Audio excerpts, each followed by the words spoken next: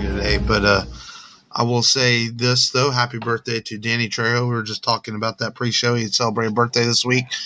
And the guy who's in the movie that we're talking about today, Bill Paxton, would have turned 66 this past week if he had still been with us. So a couple of legends of the business celebrating birthdays this week. Danny Trejo, man, just 77, I believe.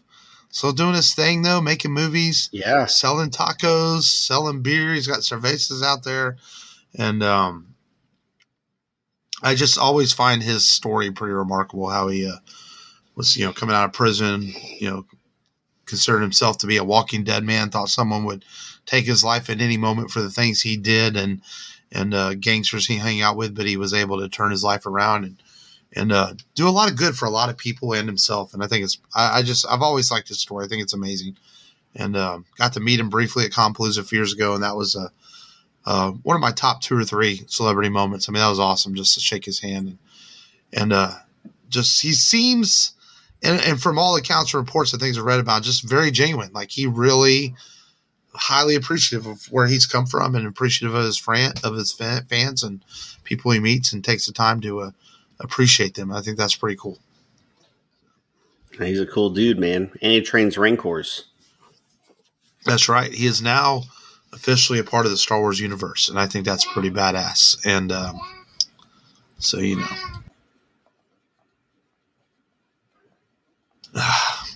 Wyatt comes to tell me he has to go poop. I was like, thanks, Wyatt. I don't need to know that. I'm like, cool story, yeah. Dude. Start over the recording. Poop at the beginning of the show. Poop. No, it's and but other than that, recording in shambles. It's just no, it's all good. It's okay to have a small interruption there. I mean, if we don't end up with poop in the show, we'll end up with cock or balls or something in the show eventually. I mean, that's just the kind Amber Heard, the Amber Turd show. The Amber Heard show. Amber Turd. Oh, that circus continues on. It's like, I saw a clip of Jason Momoa testifying in court. Yeah, we have brought the Aquaman to testify. I mean, how many weeks? Like, me and Amber, it was just us in the pool, and there was no one else around. And it's like, Amber comes up to me. We're both in the pool, and she says, "Hey, you see that brown fish over there?" And there are no live fish in the pool. And I looked at it. Is that a turd? It's a smelly fish. Oh. And the lawyer's like, "How do you know it's Amber's turd?" Because I know I didn't. It wasn't me. At this point, regardless who wins this, I mean, there's no real winners in it. There's no way that she doesn't. She comes out on bottom no matter what. I mean, it's just like, she's done. That's just the way I'm feeling from it. And she's number 2 in your book. Basically, she's going to be number 2. Number 2. Yeah. Yes. And on that note, this is the Rebel Radio Podcast. This is Mark. This is Matt. This is long.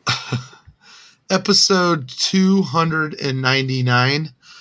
1 week away from our 300th mega episode.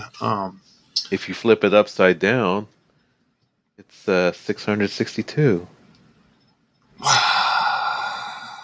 Wow. Okay. Interesting. I was just like, blown. It's a random fact. Yeah, I guess so. Yeah, if it's the numbers in an alphabet soup or SpaghettiOs or whatever, yeah, you can flip around that way. But it's Shut up, Matt. It's going to be a fun one next week. Just go with it, Matt. Shut up, Matt. It's going to be a fun one next week. We'll preview a little bit more later on the show, but we're going to have our old co-host that we bust his balls quite a bit on the show, Frank. He's going to be coming back, hanging out with us on the show and talking Star Wars and Return of the Jedi and a lot of stuff. We're going to play some games and have some fun, some trivia stuff. It's going to be an epic 300th episode, possibly our biggest episode ever. If it gets too long, I'll split it into 2 parts, so you don't have to sit in your car for 3 hours and listen to it. Wow, just like Harry Potter. Yeah, exactly. We'll see how it goes.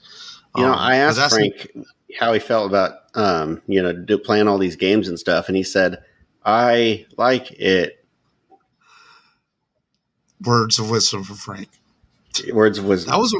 That was a game one time. Words of wisdom from Frank. It was. Oh, some dude, versions that was of an the show or early one. the original Rubber Radio back on the radio show. Yeah. So yeah, we've had some words of wisdom from Frank. I don't know how wise those words might be, but perhaps there's someone out there in the world that Frank's words touched. That sounded all kinds of wrong. There's that one person in Denmark that was listening to us, and he's like, "Oh, this Franken guy is pretty good." We're big in Australia, man. So we are, man. Hey, I'm from Denmark. we do pretty well in Europe, Yeah. So we're doing all right. But yeah, 300, man, it's gonna be cool. I'm excited, and I'll save more tributes and thank yous for next week. But we're almost there. Let's get through 299. Let's get through 299 first, and some stuff to talk about today. And first off, how are you guys? Y'all all right, man? It's fucking early. I mean, everyone thinks it's always hot in Texas, but no, this is definitely a heat wave in Texas with it unseasonably warm, and it's just ridiculous, man. It's like even the wind was hot today. Even the breeze. You walk outside, and the breeze was like, fuck you, I'm going to be hot and blow hot air through your head. I mean, it's just like, Jesus Christ. I was just like, unbelievable. And it sucks. I have to agree. And it's May, I know. Usually it's like a July or June thing. You're pulling off your underwear and you're just like full of sweat. It's just like soggy drawers. Okay. It is very hot compared to Scandinavia. That's right. It shouldn't be, man. And then you're like all kinds of ball sweat. It's just like it sucks. Ball sweat. Okay. Right. Interesting. Why not? Just add it to the poop we already had of the show. Yeah. Poop. At least there's no mosquitoes. Sweat. Yeah, mosquitoes haven't been that bad. That'll be next week long. We're supposed to get a lot of rain Sunday, Monday, Tuesday. So after all the rain comes, then watch, we'll have fucking mosquitoes. Thanks, Long. Yeah. But the next play. Oh, well. But I guess let's get officially into the show then. Yes. Before we derail it completely. Download this. Tell people what we watched, streamed, checked out this past week at our homes. I went first last week, so whatever y'all want to go first. I got it. Armageddon, man. Go get him, Matt. I was like, we're talking a disaster movie anyways today. I was like, I'm going to watch Armageddon, and just watch it again. Billy Bob Thornton. I got, obviously. I don't know. I can't think of anyone's name right now. We're talking Bruce Willis, Affleck, and the beautiful Liv Taylor. And I can't think of the guys. Buscemi, Steve Buscemi. Steve Buscemi. Lot of actors in there. Will Patton. Green Mile. Michael. Michael Clark. Yeah. Tons of actors in there. And then the character actor that played Satan in Constantine. I can never remember Peter his. Stormare. Yes, thank you. And I was just like, "Hey, you're the guy." No, but man, Mark, you mentioned something like a few years back. Whenever I hadn't seen this movie in a long time, and you're like, they just kind of had to edit it kind of choppy because the action isn't really there. And I was like, man, I always remember the asteroid scene and stuff, and you're right. It's like a lot of it's like the build up, it's training, all edited action. Yeah. And they really had to equip it, I don't think Armageddon's like terrible. I think it gets a bad rap sometimes. It's certainly entertaining. It is entertaining. I feel it's a summer popcorn flick. You're not going to watch it expecting to win Oscars. You're just watching it to be entertained. And I think on that point of it, it does its job.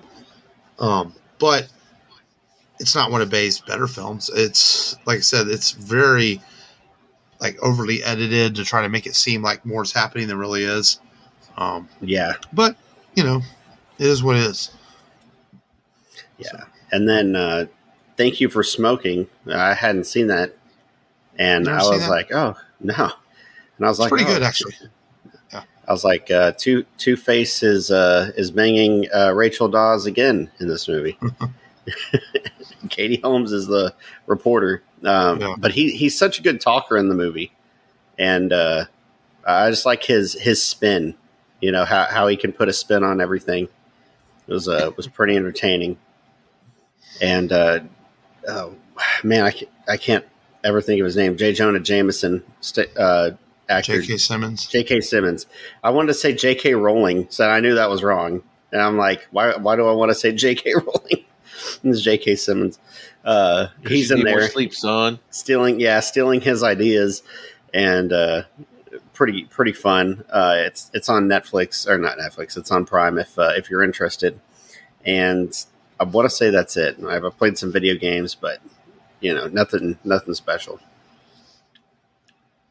Yeah, I'll go next. I'm still acclimating to my new job, so I've been only have enough time to just do my dailies on FF14. I haven't even caught up on my current weekly airings of some of the anime shows I'm watching either. So it's been. Hopefully, it'll start to settle down next week. So, but then again, it's a week going towards Memorial Day. So we'll see. It might be a little busy still. So, but I like my new job. I'm walking to the office and ladies are saying, "Hey, you look a lot happier now." It's like, yeah. I work a little harder, but yeah, I am a little bit happier. A lot happier. So basically, they're telling you that long you don't look like you're walking in pissed off at the world and ready to destroy all the wine cases. Yeah, or trying to hang myself with a feelingless cubicle. Somehow. Okay. I'll manage. Yeah. Well, on that note, I watched a pretty happy movie today with the kids. When we got home, we watched the new Chippendale Rescue Rangers movie, and it's a lot of fun. I actually really enjoyed watching it with them. Lots of great cameos and just great little jokes and stuff, and it was pretty good. I actually have to say Disney did a good job with this one. Disney Plus, since they came out with Disney Plus, some of the movies have been kind of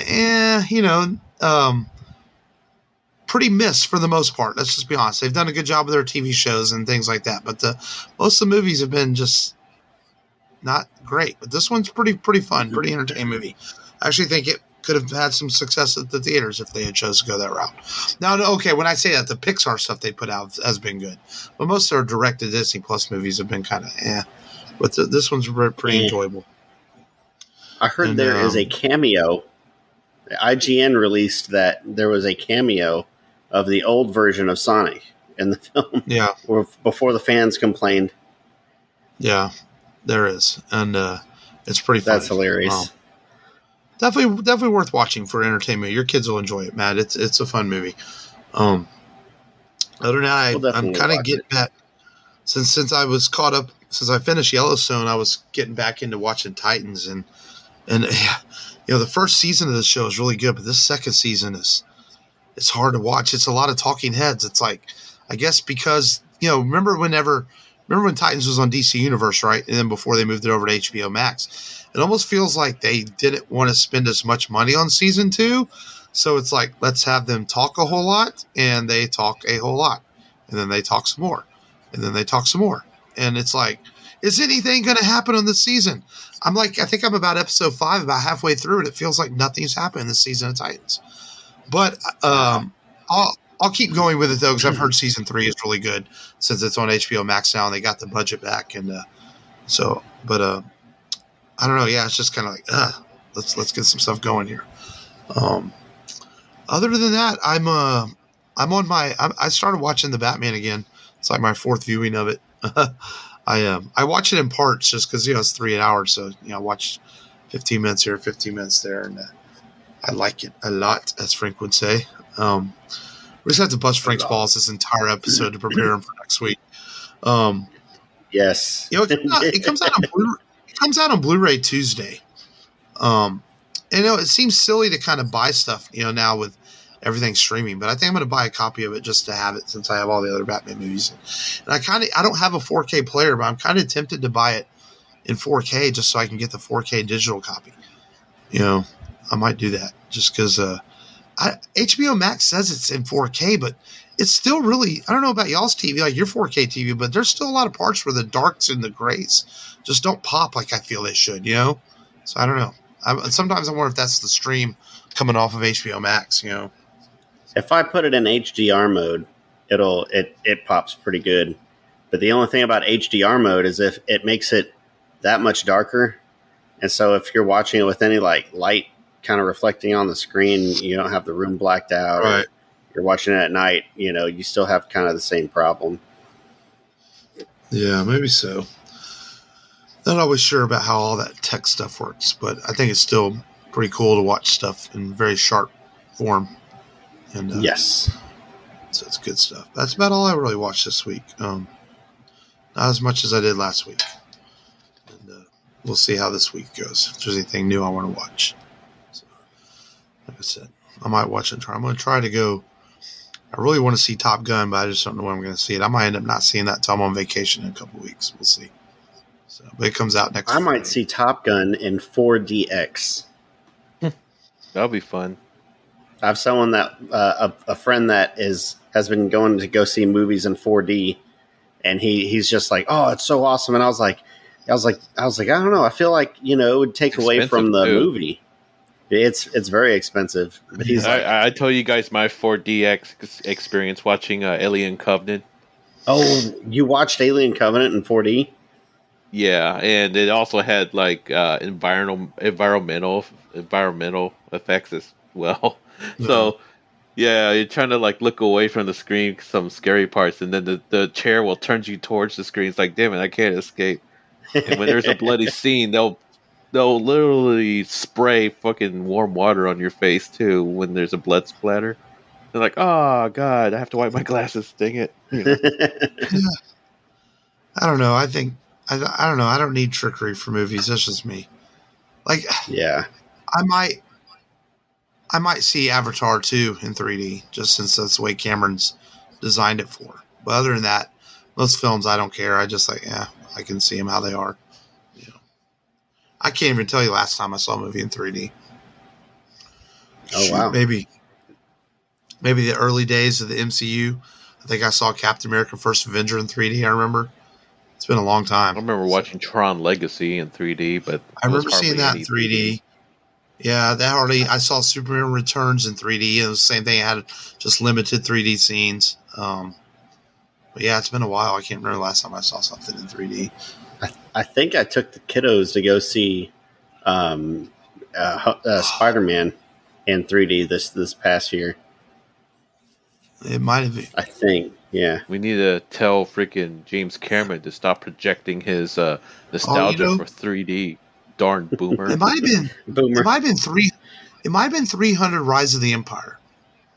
That might be the last thing. 'Cause remember, I was with my cousin and his wife, and we went and saw it. And I think we saw that in 3D. That seems like that might be the last one. Just because I remember like all the blood coming out the screen and 3D evergreen titties. So you remember those kind of things, I'm just saying. Eva Green. And all of Eva Green. I mean, that was ideally the best part of that.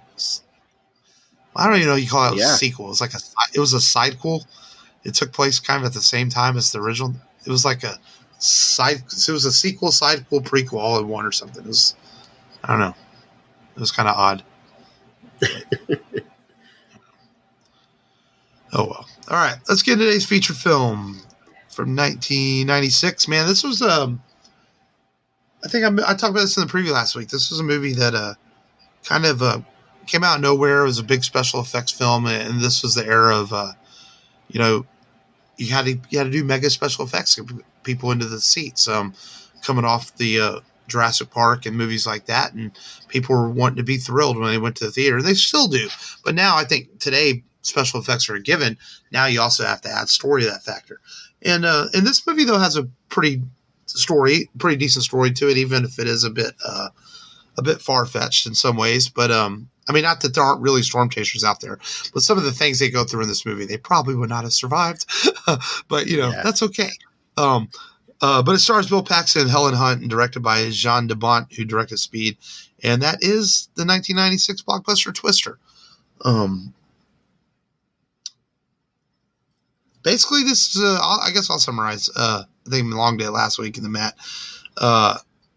Interrupted. Bill Paxton. Yeah. Yeah, Bill Paxton plays a former storm chaser along with his soon-to-be ex-wife. What is Helen Hunt's character's name? Shit. I just watched this yesterday, too. But it's one of those movies like you don't always remember all the characters' names, but you know what happens in the movie. Bill plays Bill. He plays his same name. And so he goes to hunt her down out in the middle of Oklahoma or whatever to get her to sign divorce papers. And it turns out that this the greatest storm sequences that we've seen in many, many years, chase these tornadoes around. And he gets caught back up into it to chase these tornadoes because they have a new weather system they want to develop where they can send these little Doppler things into the funnel to try to see what's going on inside a tornado to create a faster warning system for people to save them. Because when Helen Hunt's character was a little girl, she lost her father to a tornado. So it became her life's work to try to help people out. And these tornadoes keep taking my family members. So so that's essentially the story with some great character work from different characters. The great Phillip Seymour-Hoffman's in this, very young Phillip Seymour-Hoffman, but he's awesome in the movie. Bill Paxton, Helen Hunt, Cary Elwes plays a competing group of storm hunters who want to have their own weather system warning thing, and they meet a grisly end because they don't listen to Bill's character, and so it's kind of one of those movies that's kind of convenient that things happen for conveniences to tell the story, and that doesn't make it any less entertaining. Also, one thing I really noticed, man, this is 1996. They couldn't have got a better composer. Like the music in this is real 1980s. It just feels kind of cheap. Like I was expecting a little bit more dramatic music for a movie about the tornadoes, but special effects are pretty good. They hold up pretty well. Except for the really who wrote it, bad satellite at the beginning of the movie, the really bad satellite CGI. I was like, oh, that's kind of bad. Crichton got the idea from watching a documentary. Did he? Yeah, interesting. Crichton has a writing credit on this. I think it's hilarious. Some of the things in this film where Bill Paxton's like, all right, soon to be wife. Okay, go away. Like at every scene. All right, well, I'm going to go here and then you could just leave. Like all the time. He's like, okay, and now leave. And then they see the storms and they're like, oh, we got to catch the storm. And then they get there, they're like, get out of there. Oh, it's like, why'd you run towards it in the first place, Dad? Just my observation. Obviously, they had to run towards it to track it, but it's like, as soon as they get there, flying cow bit. Yes, all the stuff that's flying through the air that you're like, man, I wouldn't want to get hit by that, and then you're like, man, the full menu of McDonald's comes flying at you. What? Yeah. I haven't seen a flying cow since Kung Pao Enter the Fist. Did either of y'all see this in theaters? No. VHS. No, I did see this in theaters, and I remember in theaters it was pretty exciting to watch. I remember it having a great sound in the theater with the tornado effects and all that. And I think the tornado effects are actually pretty fucking solid for 1996. I think they do hold up pretty well. Yes, yeah. I think it's a well done. It's a very entertaining movie. It's quickly paced. There is some weird stuff, like you said, with the Bill has this new wife, and she sort of gets dragged along. And at first, she's all excited, and then she's sort of like freaked out, and all that stuff seems, like I said, a lot of the stories in this are very convenient. It's like he just happens to have this new wife he brings along, and he happens to get stuck in hunting tornadoes again with him, and then he just happened to have to use his truck because her truck gets destroyed, and they just happen to have another tornado form just 15 minutes from them. Let's go chase it. But that's kind of the storytelling you kind of got with a lot of these kind of movies in the 80s and 90s. Convenient storytelling doesn't make it bad. It's just you see it now, you're like, oh yeah, that wouldn't happen. And then they're underneath that bridge, hanging onto that thing, and the tornado sweeping right over them. there's no fucking way they're going to hang on to that damn thing and not get swept in it. It's like, I was like, y'all would be dead. But a lot of suspension of disbelief, but you know. Yeah, driving exactly. through the house. Oh yeah, drive through the house. Yeah. I think we're going in. Yeah. And they analyze a lot of these storms by staring into them from a distance. I know. Oh yeah, he's that's like a sidewinder. Oh yeah, we got twins. We got twins. Yeah, Bill Paxton's character, the finger of God. Yeah.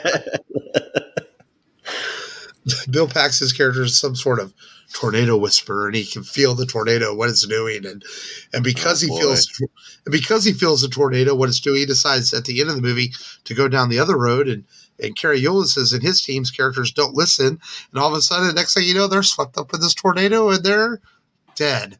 And I was like watching, I'm like, that's really kind of awkward. It's like there's no like there's a sense of dread in the movie about these tornadoes are dangerous, but like there's nothing really serious happens till all of a sudden two characters are just dead, just like that. I'm like, yeah, that's really weird, you know?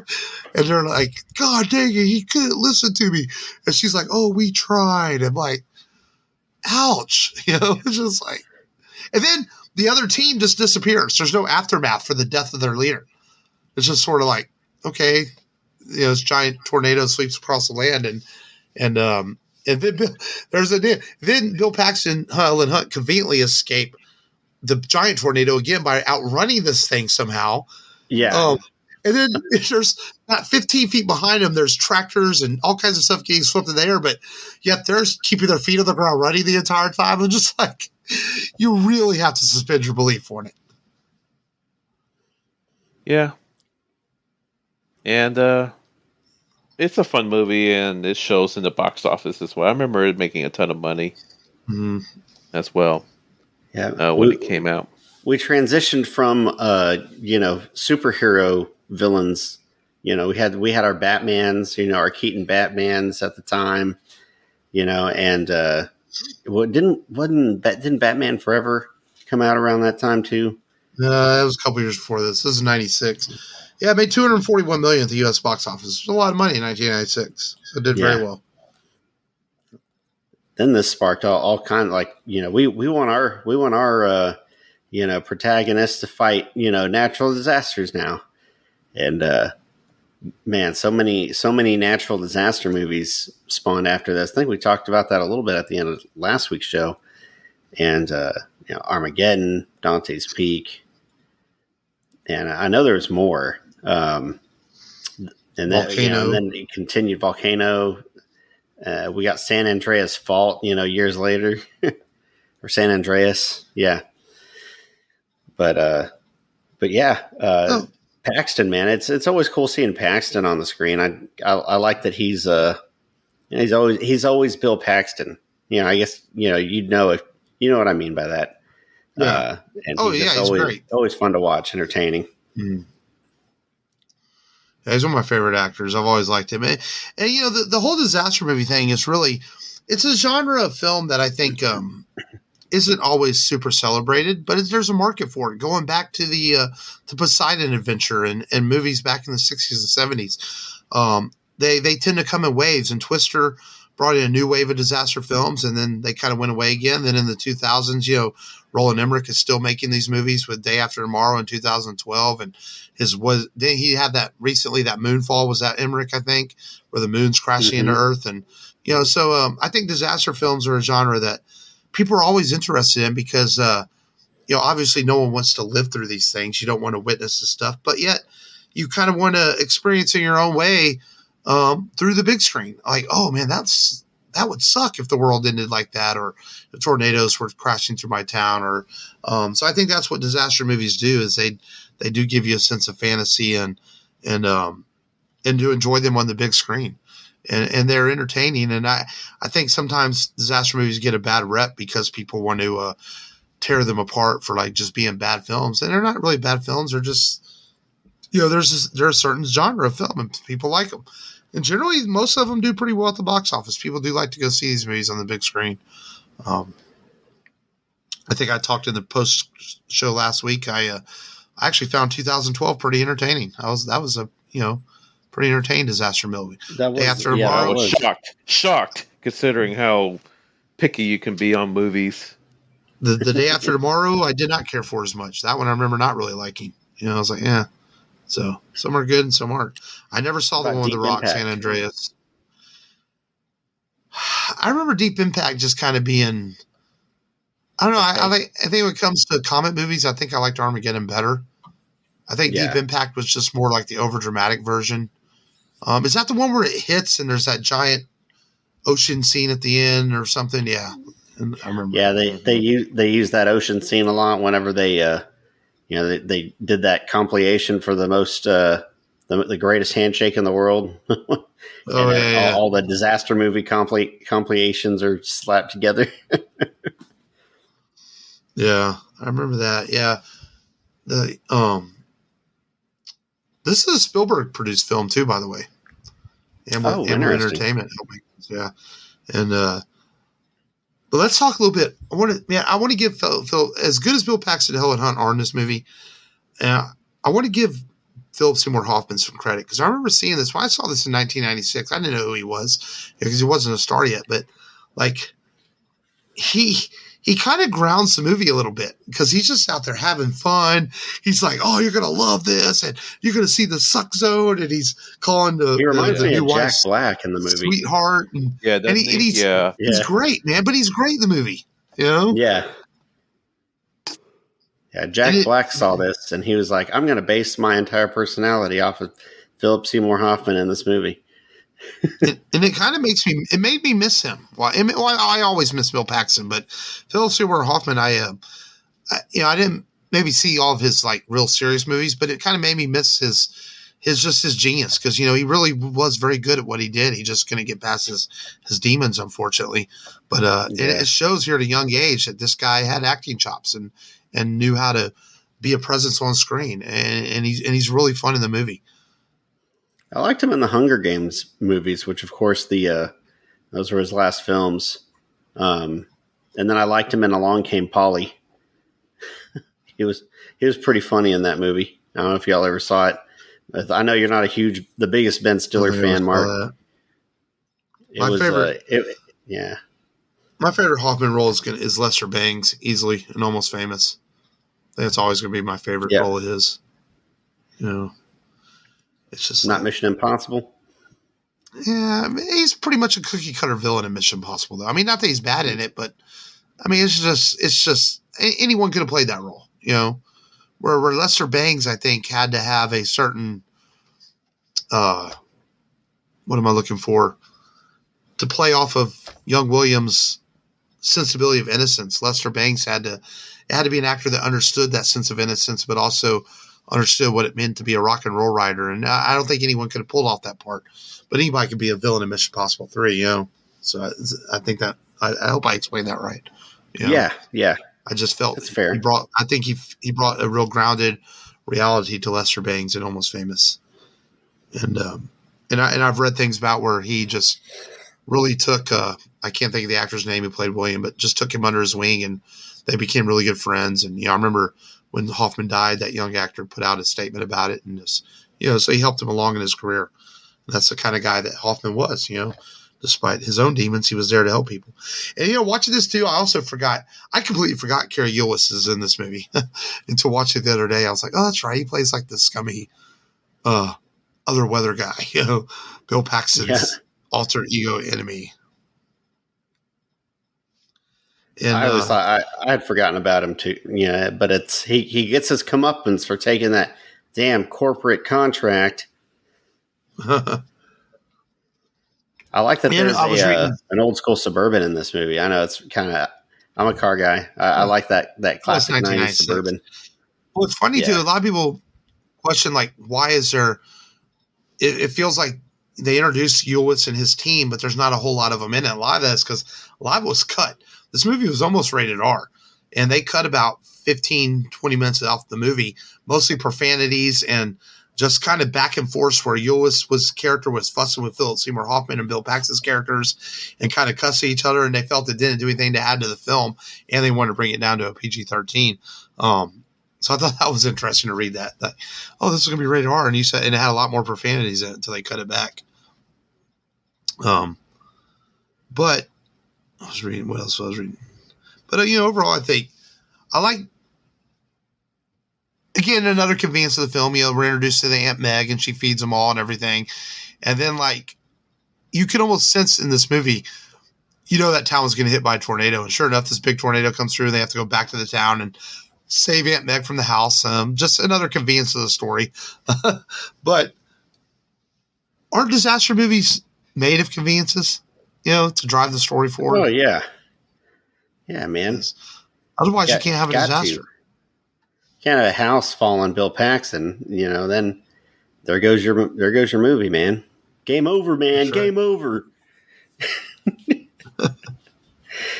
And that small town, which really exists, actually has a small Twister museum in it now, paying tribute to this movie shooting there. Yep. So if you're ever in Waukita, Oklahoma, I think that's where it is, you can go visit the Twister Movie Museum. Waukita, Oklahoma. No. No. Man,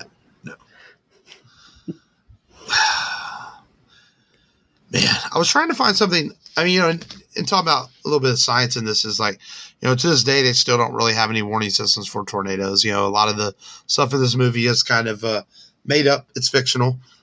They are trying. They do have computer models and stuff that help possibly predict them, but they still are one of the most unpredictable things in nature. But we got to see them on the big screen in 1996, and I've never seen a tornado in real life. I've been driving before, and I've seen tornado-style clouds out in the distance, and the most I've seen is I've seen a small funnel start to form from a cloud, but I've never seen it come all the way down. I honestly haven't seen any movie twisters that top this movie's twisters. Yeah. So unless they reboot Wizard of Oz. Oh, yeah. Right. Yeah, true. Yeah, you think about how many tornado movies have they done? Probably not a whole lot, Yeah. But this is a fun one. It was a fun movie to watch. I actually enjoyed rewatching this week. I actually have it on Blu-ray, but I just watched it on HBO Max. It's just convenient to watch it on the stream. And I give it a pretty solid B+. I think it's a pretty solid movie. Did you rent it like a dumbass? I sure did. I paid. Dumbass Award of the Week goes to Matt. Long even he even told me, wasn't it available on HBO Max? And I was like, I thought that was Transformers. Transformers was as well. And that's the point when I told Matt, you better go to sleep. Yeah. Next week's movie, Matt, is on Disney Plus. Yes, I know that, and I have it. So of course, I'll give it a. I'll give it a B+. I'll give Twister a B+.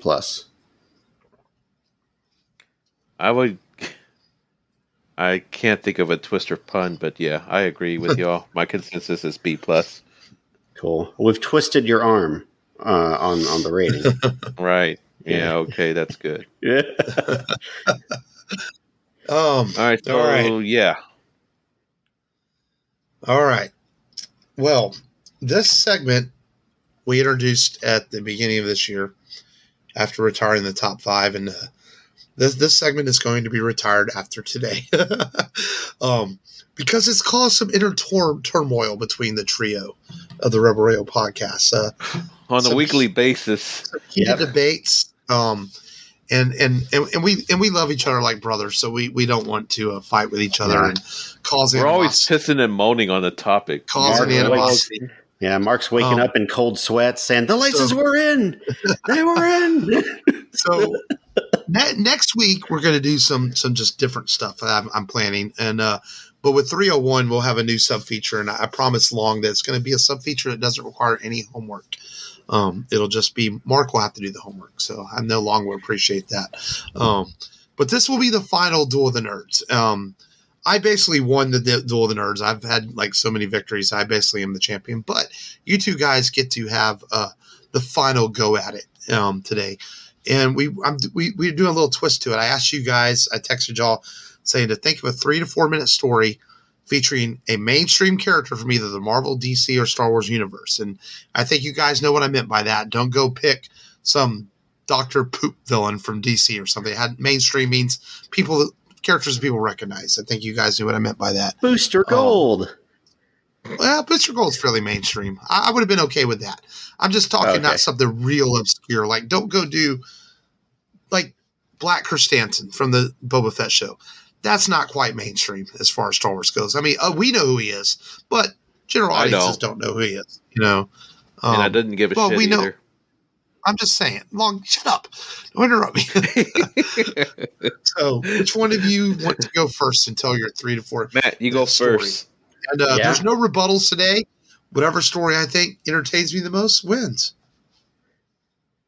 Well, it's the greatest story ever told, and I have to get some exterior help because I'm gonna Willy Vanilli this because it's Willy Vanilli. Yeah, it's the saga begins, baby. Get ready to be rocked. Renegade guy.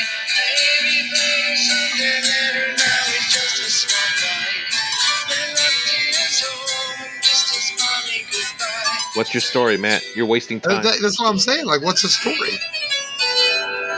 You're supposed to make up a story, not Weird Al Yankovic. It's me. No, that's Weird Al. That's Weird Al's song, though. You didn't make up your own story. All right. Okay, so people who are listening to the show who don't have video access, Matt's just lip singing to a song right now. I know he's already failed. It's like, you're going to get a victory, man. I mean, all you have to do is tell a decent story. You're going to win. And Matt just handed it to you on a platter. All right, turn that shit off. Matt, turn that shit off. Okay. Well, fuck it. That's what I said. And I'm gonna, I did my karaoke thing. Prestige, worldwide, black leather gloves. I'm investors. Maybe you. I mean, I had a really good idea for the final duel of the nerds, and man, you let me down, man. Yeah. Well, I wasn't gonna sing because it's like live because I get nervous. No, it has nothing to do with singing. Yeah, it's the story. It's a story about Anakin. But it's not your story. And you're supposed to make up a story. Not you said a story. You didn't say an original story. I think that goes without saying. I took your words at face value. I don't want to assume what you mean. I'm just going to take it at face value because that's objective. Objectively, the right thing to do.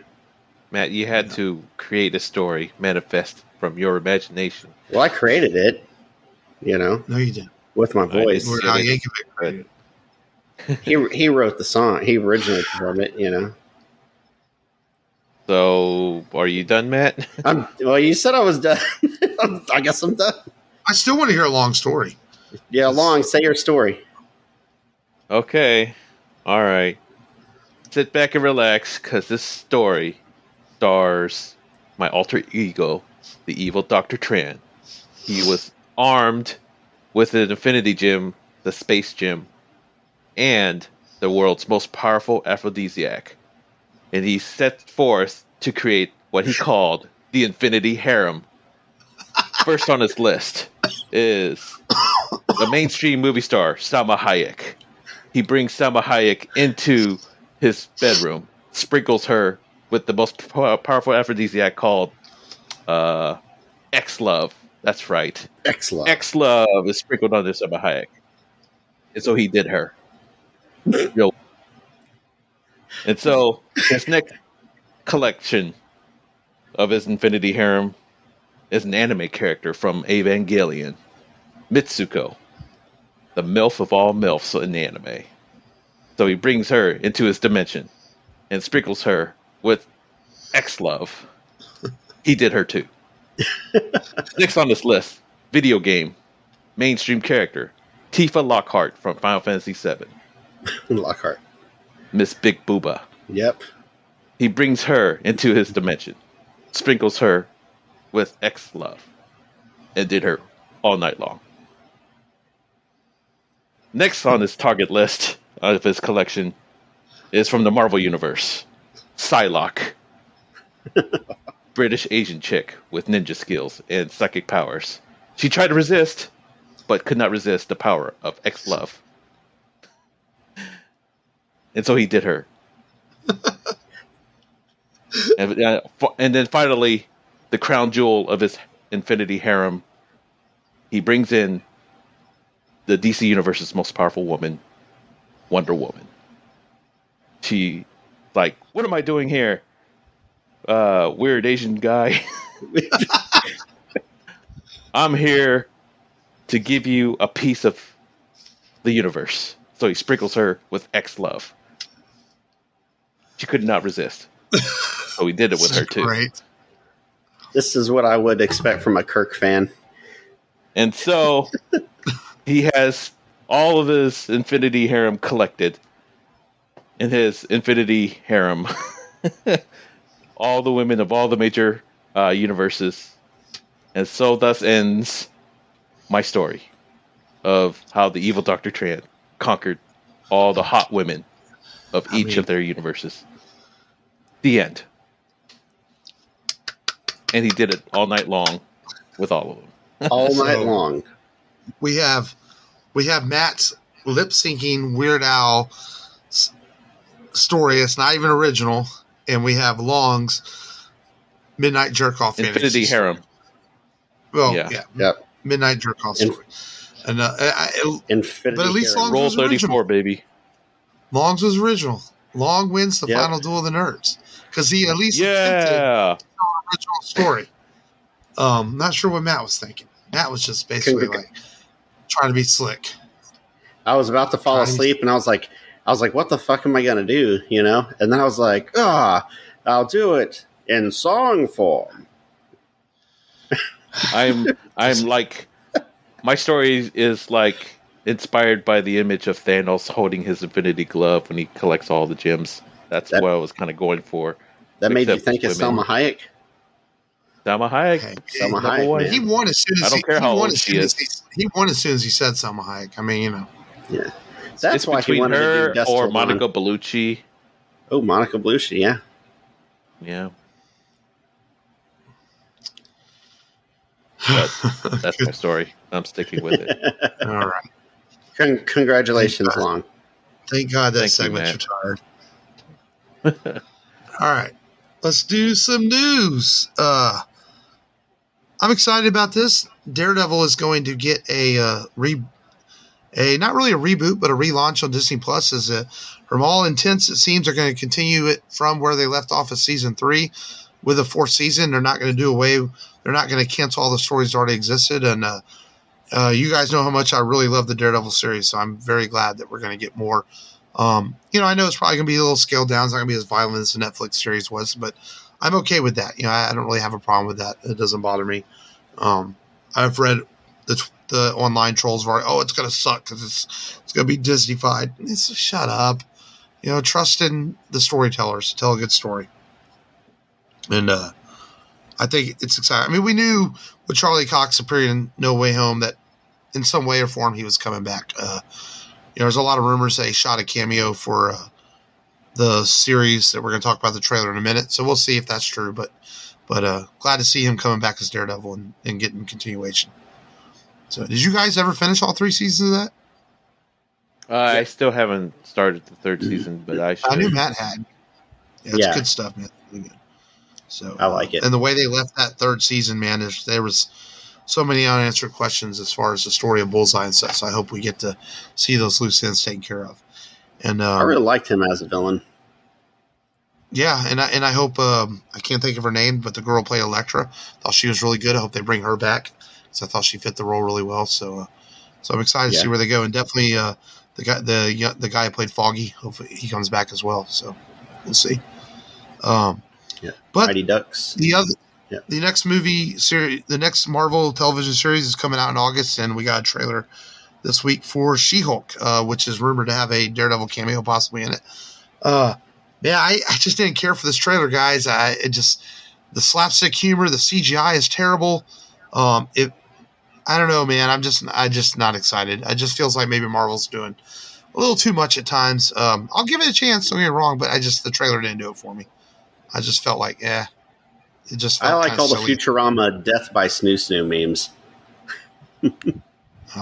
She's carrying the guy. You ever watch Futurama? Shut up, Mark. Shut up, Matt. I think it was charming. Yeah. It's Ally McBeal, baby. Ally McBeal meets She-Hulk. Well, I did tell you guys about the premise of the comics, so I'm looking forward to it. Yeah. I'm not going to pass judgment on it. Hopefully the CGI is a little better. It is interesting that Mark. I just want something fun, entertaining. So that's all. And Abomination's in it. So. Yeah, there's a lot of talk that it maybe takes place before Endgame even. That's been the rumor. So we'll see. Okay. Matt, you're going to be disappointed in this, but Warner Brothers has canceled your Wonder Twins movie. I know you were looking forward to Wonder Twins Activate. I barely know who that is, and I think that's why they canceled it. I think these new CEOs that just took over at Warner Brothers said, no one knows who the Wonder Twins are. Why are you going to make a movie on it? Yeah. And it just... One would take the form of something really cool, and the other one would take the form of like a bar of soap. Yeah. Form of an eagle. A form of stick. Yep. Yeah. I mean, if you really want to know, go watch some of those old Super Friends episodes on HBO Max. They appear in some of those. So, yeah, kind of a good idea. We got our first look this week at Hulu's Predator prequel from Dave Trachtenberg, who directed 10 Cloverfield Lane, called Prey. It's definitely a teaser. But, I'm willing to give this a chance. I mean, it's got to be better than that last Predator movie, I would hope.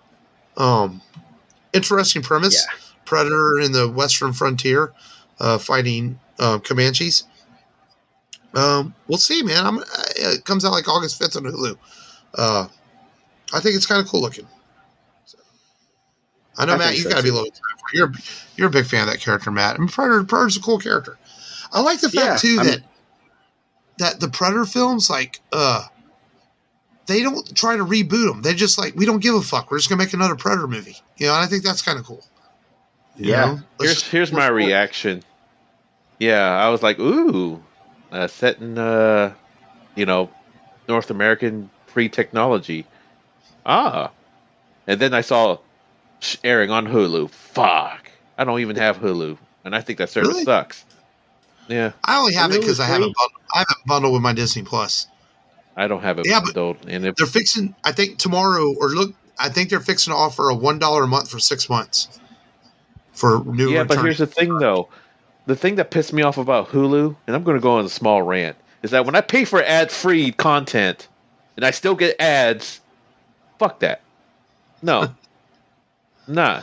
If I'm paying $7 extra to have an ad-free service and they still show ads, I don't care if it's at the very beginning of the movie.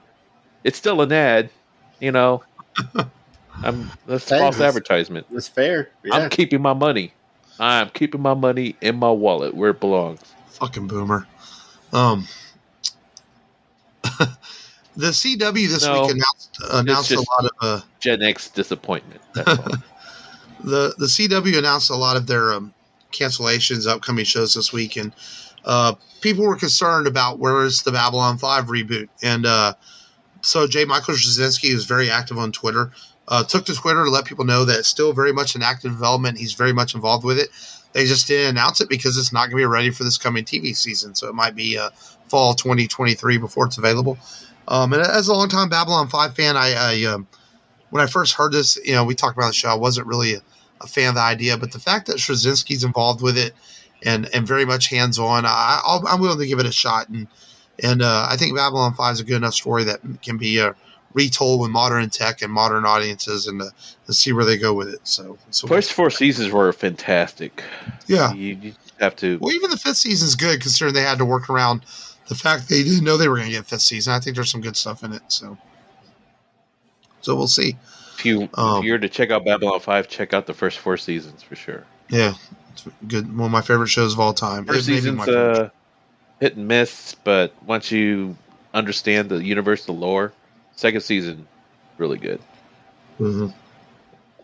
Last bit of news, Kathleen Kennedy doing some talking this week as we get ready for the launch of Obi-Wan next Friday, and take a little backlash. She's saying that they felt that Solo failed because they learned their lesson from recasting a legacy character, and people are like, wait, what a minute? No one complained about Solo in the recasting of Harrison Ford. I mean, he had a few people, but that's not why it failed. It failed because you released this in the midst of backlash from The Last Jedi, and the fan base had turned on you at that point, and you didn't give people time to breathe a little bit. If they had left Solo as a Christmas release that year, it might have done a lot better. And it feels like Kathleen Kennedy then learned the wrong lesson from the way they marketed Solo. And so they're rethinking their movie franchise as Star Wars and going to move away from the Skywalker saga and get more, it seems like we're going to get more standalone films and more different parts of the universe. I guess Patty Jenkins' Rogue Squadron movie is still in the works. Looks like Taika Waititi's Star Wars film is going to be the next one on the books, as his is the furthest along. And apparently as soon as he's done promoting Thor, it looks like he's going to start on it. So looks like we'll get his film next. I don't know. You guys thought this. I really felt like the stuff that Kathleen and them said, I kind of agree. I'm like, that's not why it failed. I mean, y'all just kind of disagree, or agree? No, I disagree with them. I don't think it failed because they recast Harrison Ford. I mean, Einreich was fine. I didn't have a problem with him in the role. The movie was fine. I enjoyed it. Anthony and Gruber. I think it was just the time to release. I think that if you would have casted Harrison and just made a Solo movie, obviously you couldn't do the same type of movie. You'd have to do some other type of story. But if you made a Solo movie with just, with Harrison and maybe even bring back Williams, I think it would have done better. But it's obviously, how you do it, Harrison? De-aging. De-age. Yeah. Yeah. But Harrison you already killed him. But you had already killed him off in Force Awakens. Harrison was ready to be done with the role, so I don't know. Yeah, it is a favorite role, but he's so, I guess he's tired of it. I guess, like you said, yeah, prayed for death of the character. I enjoyed Solo for what it was. I wish it had been more successful because I feel that it killed the Obi-Wan film, which we're now getting in a TV version. And don't get me wrong, I'm super excited for Obi-Wan, but I just from the looks of the trailers and stuff, I have a feeling Obi-Wan's going to be something I watch and wish it had been a film, but I'm still going to enjoy it nonetheless. So we'll see. And the last bit of news is Dragon Ball fans, man, you have an official release date in Japan of June 11th for your Dragon Ball Super superhero movie.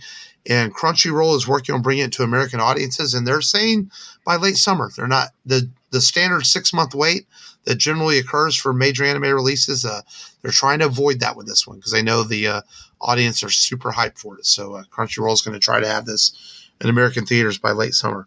So Dragon Ball fans, I know my son's excited. So not too much longer. Hopefully you have to wait here stateside to see the new Dragon Ball film. And that is all the news. But before we get out of here, next week, we talked about earlier in the show, episode 300. 7 years in the making since we started the podcast. And pretty cool, man, to make it this far. And you guys have been here with me along the journey, long for most of that journey. Matt, almost the entire journey since we started it. And it's going to be fun, man. We're going to celebrate next week. We're going to have some we're going to talk Return of the Jedi. That is the featured film. Return for the climactic clash between the forces of good and evil. Return to a galaxy far, far away. Return of the Jedi.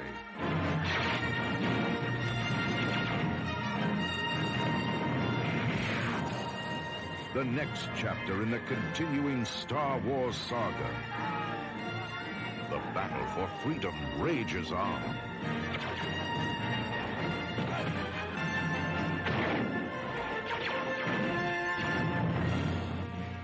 The heart of a hero. The courage of a rebel. The strength of a leader. The loyalty of comrades. The power of the Force. The cunning of the enemy.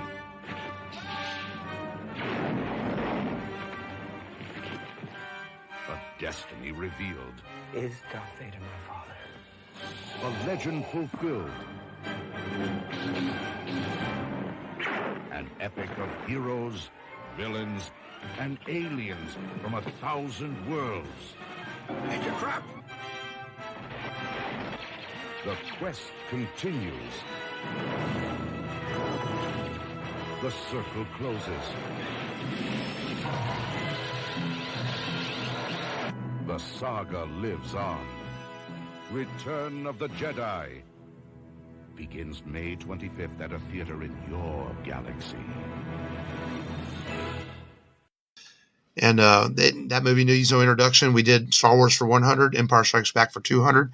So it makes sense we're doing Return of the Jedi for episode 300. And it'll be fun. We were going to do about. Return of the King, but Mark said that there's only one return, and it's of the Jedi. That's right, bitches.